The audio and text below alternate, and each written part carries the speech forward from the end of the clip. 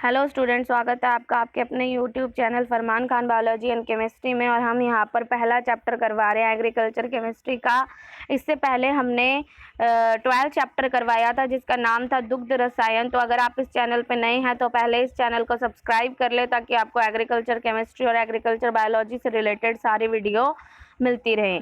तो हमारा टॉपिक चल रहा है चट्टानों का अपक्षय, जिसमें हमने इससे पहले भौतिक अपक्षय के बारे में बात की थी और अब हम रासायनिक अपक्षय के बारे में बात करेंगे। तो देखिए, रासायनिक अपक्षय के अंदर होता क्या है कि चट्टान और जो खनिज होती हैं उनके रासायनिक संगठन में क्या हो जाता है, परिवर्तन हो जाता है। और उनके रासायनिक संगठन में परिवर्तन होने से नए पदार्थों का निर्माण होता है। तो हम क्या लिखेंगे कि चट्टान और खनिजों के क्या होने से, ये आप देखो, इनके मूल रूप में परिवर्तन हो जाता है। जब रासायनिक संगठन में परिवर्तन हो रहा है तो इनका जो मूल रूप होगा वो किस में बदल जाएगा, किसी नए रूप के अंदर बदल जाएगा। तो इनके मूल रूप में परिवर्तन होने से क्या होता है, नए पदार्थों के बनने की प्रक्रिया को क्या कहा जाता है, रासायनिक संगठन कहा जाता है। तो आप क्या लिखेंगे कि चट्टान और खनिजों के रासायनिक संगठन में परिवर्तन के फलस्वरूप मूल पदार्थों के नए पदार्थों में बनने की प्रक्रिया को क्या कहा जाएगा, रासायनिक अपक्षय कहा जाएगा। अगर आप इस डेफिनेशन को ज्यादा अच्छे से करना चाहते हैं तो आप पहले ये लिखेंगे चट्टानों और खनिजों के, ये आप एक बार कट कर दें, चट्टानों और खनिजों के रासायनिक संगठन में परिवर्तन के फलस्वरूप यहां लिखें क्या कि मूल रूप से नए रूप में परिवर्तित होने की जो प्रक्रिया होती है उसे क्या कहा जाता है, रासायनिक अपक्षय कहा जाता है। रासायनिक अपक्षय की प्रक्रिया जल की उपस्थिति में होती है।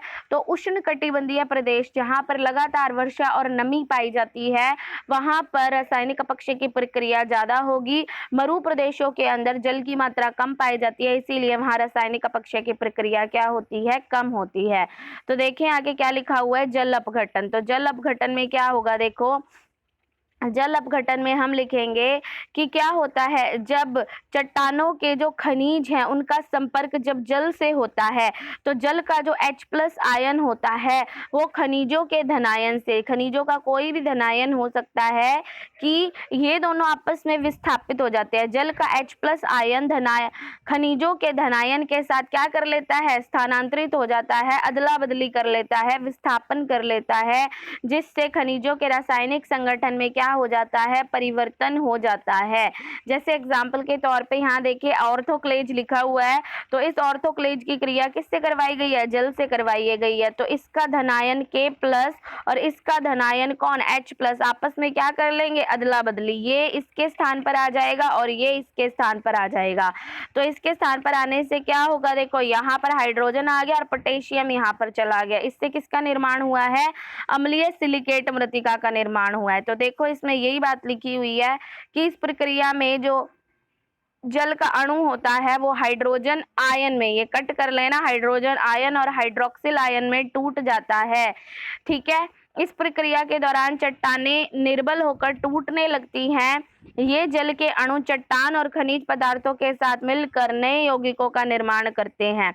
ये जो प्रक्रिया है जल अपघटन वो एक दोहरा प्रक्रम है। इसमें ये टूट गया किसके अंदर, K+ AlSi3O8- में, और ये किसमें टूट गया, H+ और OH- में। इन दोनों ने आपस में अदला बदली कर ली, ये इधर जुड़ गया, ये इधर जुड़ गया। इस तरीके से किसका निर्माण होगा, अम्लीय सिलिकेट मृतिका का निर्माण होता है और पोटेशियम हाइड्रोक्साइड बनता है।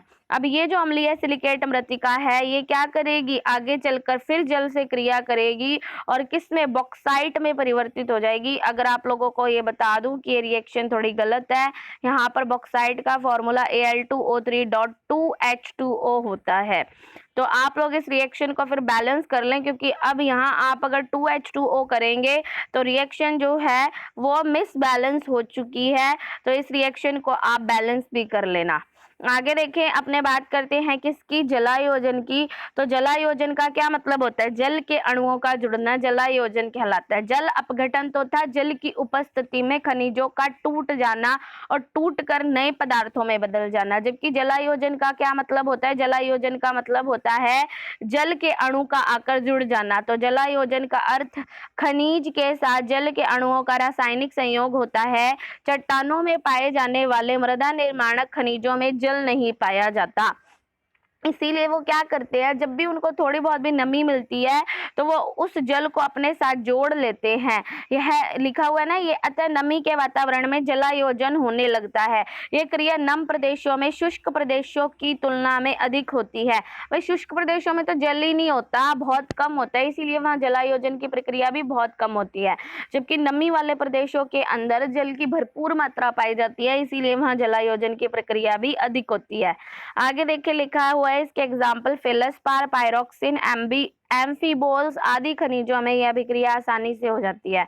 अब जैसे ये देखो लाल हेमेटाइट दिया हुआ है, जब इसकी क्रिया किससे करवाई जाती है, 3H2O के साथ, तो ये हमारा बन जाता है पीला लाइमोनाइट। ये क्रिस्टलीय जल आकर इसके साथ जुड़ जाएगा। ये कैल्शियम सल्फेट है, जब इसके साथ 2H2O जुड़ते हैं तो क्या बनता है, जिप्सम बन जाता है। तो इस तरीके से जल के अणुओं का आकर खनिजों के साथ जुड़ जाना जलायोजन कहलाता है। उसके बाद हम बात करते हैं विलयन। तो जल एक अच्छा विलायक होता है। इसमें क्या, इसमें कार्बन डाइऑक्साइड यानी CO2, कार्बनिक एवं अकार्बनिक अम्लों एवं लवणों के संयोग से इसकी विलायक शक्ति बढ़ जाती है। कि जल के अंदर क्या होता है, CO2 की भरपूर मात्रा पाई जाती है। इसके अलावा कार्बनिक और अकार्बनिक अम्लों, लवणों के संयोग से इनकी विलायक शक्ति बढ़ जाती है।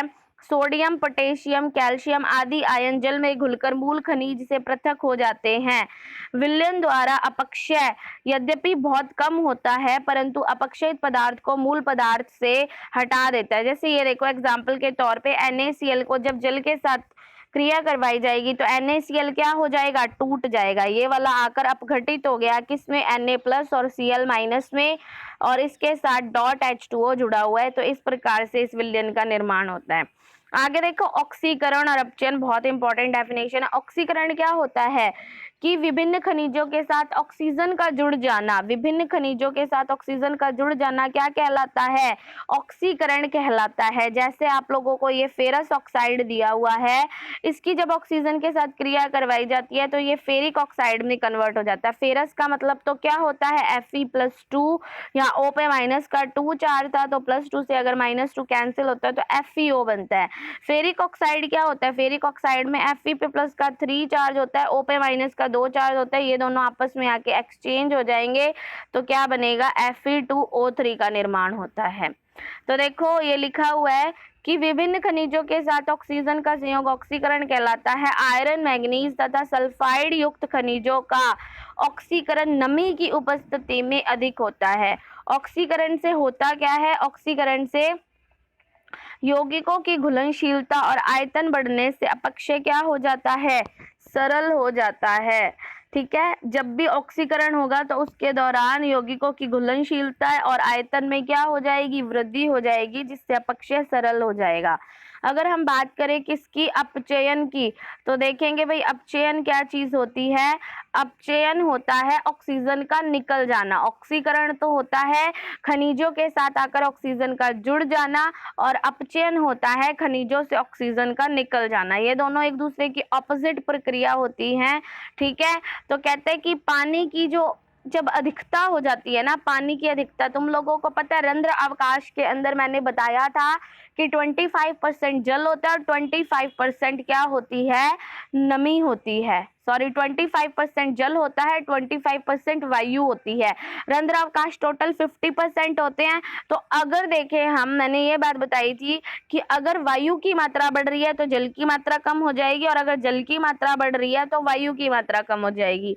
ठीक है, तो यही बात है कि पानी की अधिकता अगर हो रही है तो वायु की मात्रा, यानी कि वायु में ऑक्सीजन की मात्रा क्या हो जाएगी, कम हो जाएगी, और ऑक्सीजन की मात्रा कम होने से अपचयन की प्रक्रिया, ठीक है, ये लिखा हुआ है खनिजों से ऑक्सीजन का निकलना अपचयन कहलाता है। पानी की अधिकता के कारण ऑक्सीजन की कमी होती है और ऑक्सीजन का निकलना ही क्या कहलाता है, अपचयन कहलाता है। तो ये देखो ऑपोजिट हो गई रिएक्शन। अच्छा एक मेरी बात सुनो, इसके अंदर जो रिएक्शन में दोनों तरफ तीर लगा रखे हैं, इसको आप चेंज कर ले। ऑक्सीकरण सिर्फ और सिर्फ इस दिशा के अंदर हो रहा है, सिर्फ इस दिशा में, और जब अपचयन होगा तो दिशा परिवर्तित हो जाएगी, यानी ये क्या हो जाएगा, उल्टा हो जाएगा। ठीक है, तो आप लोगों को दो नहीं सिर्फ एक ही तीर लगाना है। आगे हम बात करते हैं कार्बोनीकरण की। तो कार्बोनीकरण क्या होता है? कार्बोनीकरण होता है कार्बन डाइऑक्साइड का जुड़ना। किसका जुड़ना? कार्बन डाइऑक्साइड का जुड़ना कार्बोनीकरण कहलाता है। अब किसके साथ जुड़ रही है? क्षारों के साथ जुड़ रही है। तो कहते हैं कार्बन डाइऑक्साइड का क्षारों के साथ जुड़ना कार्बोनीकरण कहलाता है। मृदा में जब जीवांश पदार्थों का अपघटन होता है, जीवांश पदार्थ जैसे ह्यूमस, आप लोगों को सेकंड चैप्टर में जीवांश पदार्थों के बारे में पढ़ने को मिलेगा। वैसे होता क्या है, पेड़ पौधों के, जीव जंतुओं के जो सड़े गले अवशेष होते हैं उन्हें जीवांश पदार्थ कहा जाता है। ठीक है, तो मृदा में जीवांश पदार्थों का जब विघटन होता है तो उससे कार्बन डाइऑक्साइड बनती है जो जल के साथ जुड़कर कार्बनिक अम्ल का निर्माण कर लेती है। कार्बनिक अम्ल एक दुर्बल अम्ल है। इस प्रक्रिया के कारण कार्बोनेट और बाइकार्बोनेट बनते हैं। देखो, इस रिएक्शन का यूज किया क्यों जाता है? कैल्शियम कार्बोनेट जल में विलय नहीं होता। कैल्शियम कार्बोनेट जल में विलय नहीं होता। तो जब कोई पदार्थ या खनिज जल में विलय नहीं होता तो उसको जल अविलय रूप से जल विलय रूप में परिवर्तित किया जाता है। तो कैल्शियम कार्बोनेट जल में विलय नहीं है, लेकिन कैल्शियम बाइकार्बोनेट जल में घुल जाता है। तो अब यहाँ क्या किया जाएगा? इसको इसकी अविलय अवस्था से किसमें परिवर्तित किया जा रहा है? विलय अवस्था में परिवर्तित किया जा रहा है। तो सबसे पहले CO2 ने किससे क्रिया की? H2O से अभिक्रिया करके H2CO3 का निर्माण किया। अब अगर ध्यान से देखें तो मैं इसको ऐसे लिख सकती हूँ, H2CO3 को मैंने ऐसे लिख दिया HHCO3। तो देखिए ध्यान से, एक HCO3 तो ये पड़ा है और एक HCO3 हमारा ये बन गया। तो टोटल HCO3 कितने बन गए? 2। तो ये ट्वाइस आ गया। इस तरीके से ये जल अविलय रूप किस में परिवर्तित हो गया? जल विलय रूप में परिवर्तित हो गया। तो ये हमारे रासायनिक अपक्षय के पॉइंट थे। पहला जल अपघटन था। जल अपघटन अर्थात खनिजों का जल की उपस्थिति में टूट जाना जल अपघटन कहलाता था। फिर जलायोजन, तो जल का आकर खनिजों के साथ जुड़ जाना जलायोजन कहलाता था। उसके बाद जल के बारे में बात की गई थी, तो वो इतना कोई खास टॉपिक नहीं है। उसके बाद इंपॉर्टेंट है ऑक्सीकरण और अपचयन। तो ऑक्सीकरण होता है खनिजों के साथ ऑक्सीजन का जुड़ना और अपचयन होता है खनिजों से ऑक्सीजन का निकल जाना। फिर अपनों ने पढ़ा कार्बोनीकरण। तो कार्बोनीकरण होता है CO2 का आकर क्षारों के साथ जुड़ जाना कार्बोनीकरण कहलाता है। तो ये हमारे रासायनिक अपक्षय था। अब हम जैविक अपक्षय के बारे में बात करेंगे। तो जैविक अपक्षय क्या होता है? जैविक अपक्षय होता है हमारे आसपास का जो जैव मंडल है उसके अंदर बहुत सारी चीजें पाई जाती है। जब उनकी उपस्थिति में अपक्षय की प्रक्रिया होती है तो उसे जैविक अपक्षय कहा जाता है। तो कहता है कि भौतिक और रासायनिक अपक्षय के अलावा जीव भी चट्टानों को विखंडित करते हैं। ये निम्न प्रकार से होता है। पहला, मनुष्य और जानवर। तो कहता है मनुष्य द्वारा क्या होता है? रेल, सड़कें, बांध, नदी आदि के इत्यादि के लिए क्या किया जाता है? चट्टानों को चूरन चूरन कर दिया जाता है। इस प्रकार बड़ी चट्टानें छोटे टुकड़ों में विखंडित हो जाती है। इसके अलावा जो चिड़ी, देखो ये तो हो गया मनुष्य के द्वारा कि मनुष्य जब अपनी जरूरत के लिए क्या करता है? रेल बनाता है, सड़कें बनाता है, बांध बनाता है, ठीक है, नदी आदि वगैरह पे कार्य करते हैं। तो उस टाइम पे क्या होता है? वो चट्टानों को विखंडित कर उसको छोटे टुकड़ों में डिवाइड कर देता है। जानवर क्या करते हैं? जानवर जैसे आप लोगों को पता ही है कि जो चींटी है वो लगने में, दिखने में बिल्कुल छोटी होती है, लेकिन वो बड़े से बड़े पहाड़ में भी छेद कर देती है। ठीक है, तो ये लिखा हुआ है कि चिड़िया और कीड़े मकोड़े आदि चट्टानों में छिद्र बनाते हैं जिससे चट्टानें क्या हो जाती है? खोखली होकर, कमजोर होकर टूटने लगती है। पौधों का प्रभाव कि अगर देखो मान लो कि पौधों की जड़ें हैं वो चट्टानों में अगर प्रवेश कर जाती हैं तो उन पर दाब के फलस्वरूप चट्टानें टूट जाती हैं। इन चट्टानों की दरारों में उपस्थित जड़ों द्वारा कार्बनिक अम्ल का निर्माण होता है। आप लोगों को पता ही है भाई, जड़ जो होती हैं उन वो क्या करती हैं? वो CO2 मुक्त करती है। अगर वहां क्या होगा? अगर H2O आ जाएगा, मतलब दरारों में अगर जड़ों के अंदर पानी की तो पर्याप्त मात्रा होगी ही होगी, तो यहाँ पे CO2 और H2O मिलकर क्या बनाएंगे? H2CO3। ये कार्बनिक अम्ल लगातार चट्टान को क्या करता रहता है? क्रिया करके कमजोर बनाता रहता है। उसके बाद देखिए आगे तीसरा क्या है? ये आप लोगों को बताया हुआ है कि भाई जब किसी चट्टान में कोई पेड़ वगैरह आ जाता है या कोई जड़ें वगैरह फैल जाती हैं तो चट्टानों का अपक्षय होने लगता है। उसके बाद सूक्ष्म जीवाणु। तो सूक्ष्म जीवाणु क्या करते हैं? चट्टानों और खनिजों से अपने भोजन के संश्लेषण के लिए पोषक तत्वों को लेते हैं।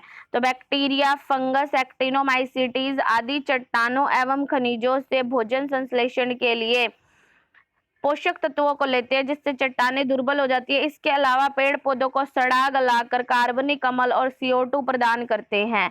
ठीक है, जिससे चट्टानों और खनिजों का क्या हो जाता है, विघटन हो जाता है। तो ये हम लोगों ने पढ़े क्या, ये हम लोगों ने पढ़ लिए चट्टान जो है उसके अपक्षय के 3 कारण पढ़ लिए। पहला कारण हमने पढ़ा कौन सा, भौतिक अपक्षय। दूसरा कारण हमने कौन सा पढ़ा, रासायनिक अपक्षय। और तीसरा कारण हमने कौन सा पढ़ा, तीसरा कारण हमने पढ़ा जैविक अपक्षय। अब देखिए अपक्षय को प्रभावित करने वाले कारक, तो अपक्षय को प्रभावित करने वाले कारकों में पहला कारक कौन सा है, जलवायवीय कारक। तो देखो क्या लिखा हुआ है, ये कहता है यह कारक अपक्षय के प्रकार और दर को प्रभावित करता है। शुष्क दशाओं में कौन सा अपक्षय ज्यादा होता है, भौतिक अपक्षय। शुष्क दशाओं में भौतिक अपक्षय ज्यादा होता है, जिसके कारण क्या होता है, खनिजों का आकार घट जाता है। भौतिक अपक्षय जैसे शुष्क प्रदेश है वहां तापक्रम का प्रभाव पड़ेगा, ताप बढ़ने से चट्टानें फैलेंगी, ताप कम होने से चट्टानें सिकुड़ेंगी और उनके बार बार फैलने और सिकुड़ने से क्या होगा, चट्टानें कमजोर होकर टूटने लगेंगी। तो कहते हैं कि शुष्क प्रदेशों में कौन सा, शुष्क दशाओं में भौतिक अपक्षय अधिक होता है, जिसके कारण खनिजों का आकार घट जाता है तथा उनका सतह का क्षेत्रफल बढ़ जाता है। एक बात याद रखना कि जब भी हम किसी चीज को छोटे छोटे टुकड़ों में डिवाइड करते हैं, जैसे फॉर एग्जांपल चौक, चौक का पृष्ठीय क्षेत्रफल कम होता है, चौक अपने थोड़ी सी जगह में रख सकते हैं, लेकिन वही मैं उस चौक का अगर बुरादा बना दूं तो वो बुरादा ज्यादा जगह घेरेगा चौक के कंपैरिजन में। तो ये बात ध्यान रखना कि जब किसी पदार्थ के छोटे टुकड़े किए जाते हैं तो जो क्षेत्रफल होता है उनका सतही क्षेत्रफल वो बढ़ जाता है। जैसे लकड़ी, साबुत लकड़ी इतनी जगह नहीं घेरती, लेकिन लकड़ी का जो बुरादा होता है वो ज्यादा जगह घेरता है। इसका कारण क्या है कि लकड़ी के बुरादे के कण छोटे होते हैं, इसीलिए उसका सतही क्षेत्रफल ज्यादा होता है। तो जैसे ही खनिज टूटेंगे तो टूटने से छोटे आकार में परिवर्तित हो जाएंगे, लेकिन उनके सतही क्षेत्रफल में क्या हो जाएगी, वृद्धि। ठीक है, तो शुष्क प्रदेशों में तो भौतिक अपक्षय ज्यादा होता है। अगर हम बात करें कि नमी की मात्रा बढ़ने पर, यानी कि आर्द्र प्रदेशों के अंदर, नमी वाले प्रदेशों में रासायनिक अपक्षय ज्यादा होता है। समझ में आ गई आप लोगों को बात इतनी। आगे देखिए हम बात करते हैं क्या, भौतिक गुण। तो कहते हैं खनिज का आकार, ठीक है, कठोरता, सीमेंटीकरण आदि अपक्षय को प्रभावित करते हैं। महीन आकार के खनिजों का अपक्षय मोटे खनिजों की अपेक्षा अधिक होता है, कि महीन आकार के जो खनिज होते हैं उनका अपक्षय ज्यादा होता है मोटे खनिजों की अपेक्षा। एक कठोर खनिज जैसे कि क्वार्ट्जाइट का भौतिक अपक्षय मंद गति से होता है, फलस्वरूप रासायनिक अपक्षय भी कम क्षेत्रफल के कारण धीरे होता है। आगे देखिए हम बात करते हैं किसकी, रासायनिक और संरचनात्मक गुण। तो एक खनिज के अपक्षय की दर उनके कारक रासायनिक एवं क्रिस्टलाभ गुणों पर निर्भर करती है। कठोर क्रिस्टलाभ धीरे धीरे अपक्षित होते हैं। तो इसमें इतना कोई 2 पॉइंट में कोई खास समझाने वाला नहीं था। आगे देखिए हम बात करते हैं किसकी, मृदा निर्माण, सॉइल फॉर्मेशन।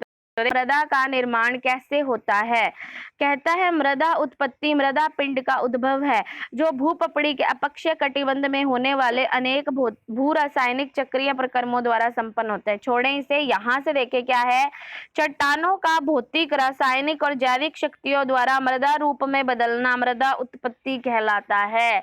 तो अगर हमसे मृदा उत्पत्ति की डेफिनेशन पूछी जाए तो चट्टान जब क्या करती है, भौतिक रासायनिक और जैविक शक्तियों के द्वारा किस में बदल जाती हैं, मृदा में बदल जाती हैं, तो इससे मृदा उत्पत्ति कहा जाता है। फर्स्ट डेफिनेशन आप लोगों की ये बन गई मृदा उत्पत्ति के बारे में। फिर कहते हैं चट्टानें जिनसे भूपपड़ी बनी होती है वायुमंडल की क्रिया द्वारा टूटने लगती है। चट्टानें जिनसे क्या बनी होती है, भूपपड़ी बनी होती है, वो वायुमंडल की क्रिया द्वारा टूटने लगती हैं और इनके टूटने से असंगठित पैतृक पदार्थ बनते हैं। इन मूल पदार्थों को रिगोलिथ कहा जाता है। तो सेकंड डेफिनेशन आप लोगों की बन गई, रिगोलिथ कैसे किसे कहते हैं, तो भूपपड़ी के टूटने से, ठीक है, चट्टानें जिनसे भूपपड़ी बनी होती है वायुमंडल, देखो ये चट्टानें क्या होती हैं, वायुमंडलीय क्रिया के द्वारा टूटती है और चट्टानों के टूटने से जो असंगठित पैतृक पदार्थ बनते हैं उन पदार्थों को रिगोलिथ कहते हैं। रिगोलिथ के नीचे ठोस चट्टानें रहती हैं। परिवहन शक्तियों की अनुपस्थिति में रिगोलिथ की मोटाई बढ़ती जाती है। परिवहन शक्तियां जैसे गुरुत्व बल, बहता पानी, बहती बर्फ, वायु आदि चट्टानों के टूटने से प्राप्त हुए पदार्थों को भूमि सतह पर लाकर वितरित करती रहती हैं। इस प्रकार परिवहन शक्ति के द्वारा धीरे धीरे मृदा निर्माण की प्रक्रिया चलती रहती है। देखो चट्टानें टूटकर वो किसमें, असंगठित पैतृक पदार्थों में बदल गई। अब ये जो छोटे छोटे पदार्थ है, चट्टानों के टूटने से जो रिगोलिथ बनती है, वो रिगोलिथ क्या होती रहती है, बहते पानी की उपस्थिति में, बहते बर्फ की उपस्थिति में, ठीक है, वायु की उपस्थिति में धीरे धीरे ये रिगोलिथ के जो कण होते हैं वो बहकर कहाँ जाते रहते हैं, भूमि सतह पर लगातार वितरित होते रहते हैं। तो धीरे धीरे टूटते रहते हैं रिगोलिथ आगे और मृदा का निर्माण करते हैं। तो मृदा उत्पत्ति प्राय दो प्रक्रमों से होती है। पहला दिया हुआ है अपक्षय और दूसरा दिया हुआ है प्रोफाइल का विकास। इस प्रकार मृदा निर्माण में दो प्रावस्थाएं होती हैं। पहला, मूल चट्टानों से देखो कच्चे पदार्थ का निर्माण होता है। पहले मूल चट्टानें टूटकर किसका निर्माण करती है, कच्चे पदार्थों का निर्माण करती है। फिर कच्चे पदार्थों का आगे मृदा में रूपांतरण होता है। पहले जो प्रक्रिया है वो तो कौन सी है, विखंडन या विच्छेदन की विनाशकारी प्रक्रिया है। पहले प्रक्रिया में क्या हो रहा है, विच्छेदन हो रहा है, विखंडन हो रहा है, विनाश हो रहा है। किनका, चट्टानों का विनाश होता है और वो किस में, छोटे छोटे कच्चे पदार्थों में परिवर्तित हो जाती है। फिर दूसरे प्रक्रम में, पहले प्रक्रम में तो विखंडन होता है, दूसरे प्रक्रम में संश्लेषण होता है। संश्लेषण का क्या मतलब है कि इसमें जो कच्चे पदार्थ है वो आगे चलकर मृदा का संश्लेषण करते हैं। तो ये बात यहाँ लिखी हुई होगी कि क्या है, पहली प्रावस्था विखंडन तथा विच्छेदन की विनाशकारी प्रावस्था है, जबकि बाद की प्रावस्था संश्लेषण तथा उद्भव की निर्माणकारी प्रावस्था है। मृदा की दोनों प्रावस्थाएं भौतिक, रासायनिक और जैविक कारकों द्वारा संपन्न होती है। इन अपक्षय प्रक्रमों के फलस्वरूप मृदा की भौतिक संरचना परिवर्तित हो जाती है और मृदा संहति में समस्त परतों का विकास होता है, जिसे मृदा प्रोफाइल कहा जाता है।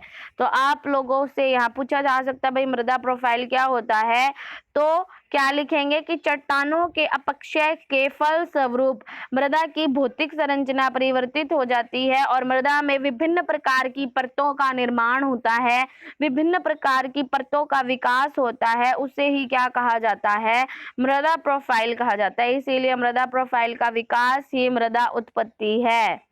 मृदा प्रोफाइल का विकास होना ही क्या है, मृदा उत्पत्ति कहलाती है। तो ये अपने हम कल पढ़ेंगे। बाकी मृदा निर्माणकारी प्रक्रियाएं ये भी बहुत ज्यादा इंपॉर्टेंट है। अभी जो मैंने आप लोगों को पैराग्राफ करवाया उसमें मृदा उत्पत्ति की परिभाषा इंपॉर्टेंट थी। मृदा उत्पत्ति के बाद दूसरी परिभाषा किसकी थी, रिगोलिथ की इंपॉर्टेंट थी। रिगोलिथ के बाद अगर आप लोगों से पूछा जाए कि मृदा उत्पत्ति कितने प्रक्रमों में संपन्न होती है, तो यहाँ से आप लोग सीधा करना कि मृदा उत्पत्ति दो प्रक्रमों में संपन्न होती है। पहला अपक्षय होता है, अपक्षय के अंदर क्या होता है, मूल चट्टानें कच्चे पदार्थों में टूट जाती है और दूसरे प्रक्रम में मृदा प्रोफाइल का विकास होता है, जिसमें कच्चे पदार्थ आगे चलकर मृदा का निर्माण करते हैं। ठीक है, तो ये लोग आप लोग अच्छे से याद कर लेना। प्रथम प्रक्रिया विखंडन की थी, दूसरी प्रक्रिया संश्लेषण की थी और संश्लेषण होगा तो धीरे धीरे मृदा में विभिन्न परतों का विकास होने लगेगा और मृदा में विभिन्न परतों का विकास होना ही क्या कहलाता है, मृदा प्रोफाइल का निर्माण कहलाता है। तो आई होप आप लोगों को वीडियो समझ में आई होगी। अगर आप लोगों को इस वीडियो में कोई भी प्रॉब्लम है तो आप हमें कमेंट सेक्शन में जाकर बता सकते हैं, हम आपकी प्रॉब्लम सॉल्व करने की कोशिश करेंगे। अगर आपको वीडियो पसंद आई हो तो वीडियो को लाइक ज़रूर करें और कमेंट में बताएं कि आपको वीडियो कैसी लगी। तो धन्यवाद आप लोगों का। आप अगर इस चैनल पे नए हैं तो फिर से बोल रही हूँ कि आप इस चैनल को सब्सक्राइब ज़रूर कर लें ताकि आप लोगों को डेली वीडियो मिलती रहे। धन्यवाद।